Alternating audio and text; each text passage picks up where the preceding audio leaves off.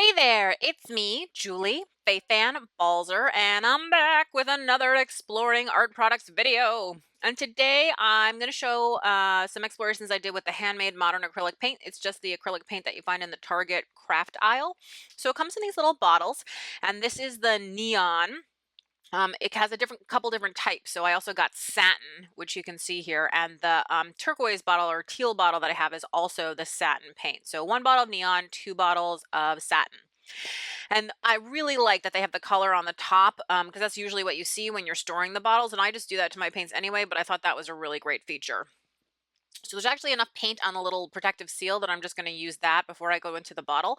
Now I put some black stripes here just so I can see how opaque the paint is. And as you can see, it's fairly opaque. And if I add a second layer, it gets really much more opaque, which is, I was actually surprised. I didn't think that it would be that opaque at all. So that was fantastic, nice surprise. I also put some white gesso on the left and some black gesso on the right, just to see how it looks on top of white and black, how the color changes and that kind of stuff. So I cleaned off my brush, and next I'm going to try out the neon.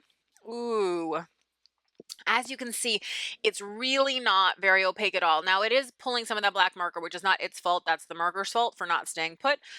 Also, it does not look particularly neon to me, even on top of the white. So that color was a little bit disappointing to me. Then again, I'm trying out this satin in the purple, and it looks very similar to how the blue paint ended up looking.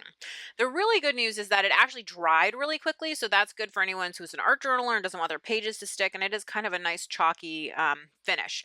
So then I was trying to dump out some paint on some palette paper, and of course the problem with jars as opposed to a tube that you squeeze is that there's no way to dump it out to squeeze it out, so you have to use a palette knife or something. And then I'm just using, this is a Balzer Designs art foamy, and you can find art foamies at artfoamies.com. And I'm just going ahead and I'm stamping it out onto some deli paper, and I'm brayering out some of the extra paint, and I'm going to try another color so you can kind of see the layers. I even curved the art foamy there. And I'm just trying out to see how it works stamping. And in my opinion, it worked totally fine, totally great, like any other acrylic paint. So now I thought I'd try some stenciling, and this is a Balzer Design stencil from the Crafter's Workshop. I think this one is called Jack's. And then I have put out some white paint, because as you can see, when I stencil just with the plain neon paint, it's very, very faint. So by adding a little bit of white into it, which is what I often do with paints that I have that are not particularly opaque, I can kind of darken it up. My one question is whether there'll be enough pigment in that neon paint to actually still have some color. And it does a little bit, not great, but it does a little bit. So then I'm just going to continue to stencil around, seeing what I can get. And you can see there is my stenciling, and it looks pretty good, and trying to figure out the right ratio of paint plus white to add, but it gets a little gloopy because it's so thick on the sponge at that point. So, but the blue looks really, really nice. Anyway, so, you can't win them all. This is a really small gelatin printing plate, and I'm just putting some of that paint on it, and then I'm going to go ahead and draw a design into it really quickly. And then once I have my design done, I'm going to go ahead and print onto a manila tag and see what I get. Ooh, and you can see I even got some of that orange neon, the underlayer kind of, to really show through. I like the way that that looks.